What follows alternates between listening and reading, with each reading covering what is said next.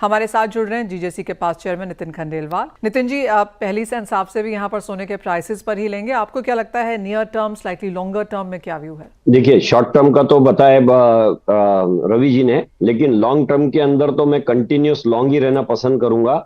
और अभी मैं गोवा के अंदर एक बायर सेलर मीट में हूं, हमारे डोमेस्टिक काउंसिल के। जिस सेंटीमेंट के हिसाब से यहाँ पे लोग बाइंग कर रहे हैं, जिस लेवल के अंदर कर रहे हैं, आज दूसरा दिन है और काफी सारे लोगों से हमें मिला तो उन्होंने बताया कि 2 दिन का बिजनेस एक दिन में हो गया।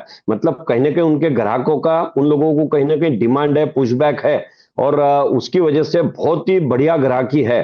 और जिस हिसाब से इंटरनेशनल सिनेरियो कंटिन्यूस बनते जा रहे हैं, चाहे वो जियोपॉलिटिकल टेंशंस हो, या फिर आप अगर देखेंगे डी डॉलराइजेशन का हो, या फिर इसके अंदर टेरिफ वार हो, ये कहीं भी पूरी तरह से रुका नहीं है। ये सारे सेंटीमेंट ये दिखा रहे हैं कि गोल्ड में आने वाले समय में अच्छी खासी तेजी है।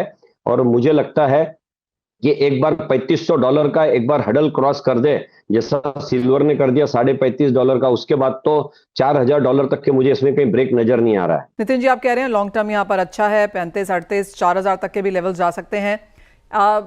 B2B की बाइंग आपने कहा काफी बेहतरीन है, लेकिन रिटेल बाइंग फिलहाल कैसी है? देखिए, सीजन के हिसाब से इस समय रिटेल बाइंग थोड़ी कम होती है, लेकिन एक समझदारी ड्यू टू अवेयरनेस ये मेरे समझ में आई है कि जिनके दिवाली बाद में मैरिज है, वो अपनी सोने की बुकिंग कर रहे हैं, वो डिजाइन पसंद नहीं कर रहे। मतलब ज्वेलरी की डायरेक्ट डिमांड नहीं आ रही है, कम है, लेकिन लोगों ने अपना 100 ग्राम अगर लेना है तो 50 ग्राम के लिए अपना एडवांस देके, और अपना जो जो स्कीम जो जो इंडिया के अंदर लोग दे रहे फैसिलिटी, उसमें बुकिंग बहुत अच्छी है। मतलब मैं अगर खुद अपना देखूं तो कई शोरूम के अंदर ऐसा दिख रहा है कि एक ब्रेक इवन तक का सेल बुक हो चुका है दिवाली और दिवाली के बाद का, क्योंकि लोगों को समझ में आ रहा है कि सोना रुकने वाला नहीं है।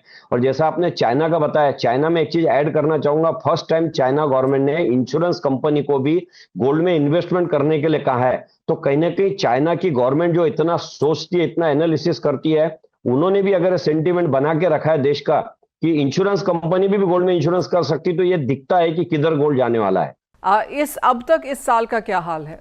अभी तक का एट पार है, इसके अंदर न तो पीछे है ना आगे है। अगर आप वॉल्यूम टर्म में देखेंगे तो ये एट पार है, और अगर वैल्यू टर्म में देखेंगे तो जैसा 15 से 20% की तेजी तो ऑलरेडी बन चुकी है, उसी के साथ कारोबार आगे आगे बढ़ रहा है, तो उसमें कोई मुझे दिक्कत नजर नहीं आ रही है। And with in this also Nitin ji, कहाँ ज्यादा खरीदारी होता हुआ देखते हैं? क्या बुलियन फिजिकल डिमांड इन्वेस्टमेंट के तौर पर है बार्स कॉइन्स में, या फिर आपको लगता है कि ज्वेलरी जो हमेशा से ही इंडिया का एक स्ट्रॉन्ग पॉइंट रहा है, वहां पर डिमांड जारी है?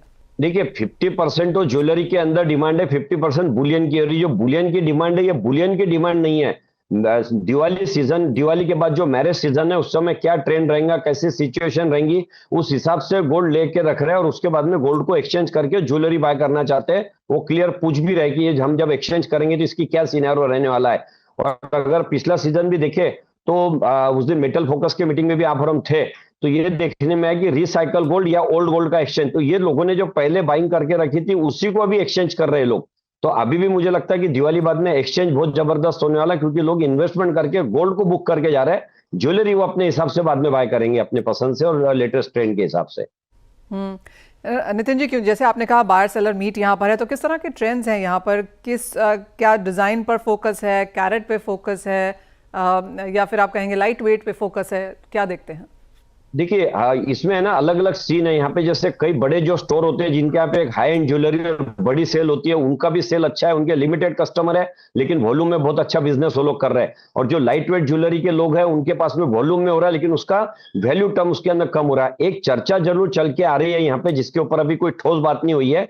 18 कैरेट की डिमांड अचानक से बहुत बढ़ गई, रेट बढ़ने से, लाइट वेट की वजह से, डिजाइन के क्रिएटिविटी की वजह से। और जो ऑल इंडिया जेमन ज्वेलरी ने अपील की है कि अब टर्की की ज्वेलरी हम कोई इंपोर्ट नहीं करेंगे, सेल नहीं करेंगे, तो इवन हमने टर्की ज्वेलरी का नाम भी चेंज करके सिंदूर ज्वेलरी कर दिया है। और उसके बाद में जब इंपोर्ट के ऊपर कोई काम नहीं होने वाला है, तो इसकी इस बार जो प्रधानमंत्री की इच्छा है कि वोकल फॉर लोकल, तो बहुत अच्छी डिमांड इसमें आ रही है। ज्वेलरी का इंपोर्ट कम होगा, गोल्ड का इंपोर्ट कम नहीं होने वाला है। बहुत अच्छी डिमांड है ऑल सेक्टर के अंदर। Point taken. नितिन जी, बहुत शुक्रिया हमारे साथ गोवा से जोड़ने के लिए, जहां पर आप एक मीटिंग में हो। और जैसे कहा जा रहा है कि डिमांड अच्छी है यहाँ पर, 18 carat light weight jewellery of course एक चलन यहाँ पर है, लेकिन और भी काफ़ी सारे डिज़ाइंस की यहाँ पर मद्देनजर है। साथ ही साथ जहाँ तक प्राइसेस की बात है, अगर 3500 निकला तो ऑफकोर्स और तेज़ी की एक्सपेक्टेशंस यहाँ पर आती हुई नजर आएंगी।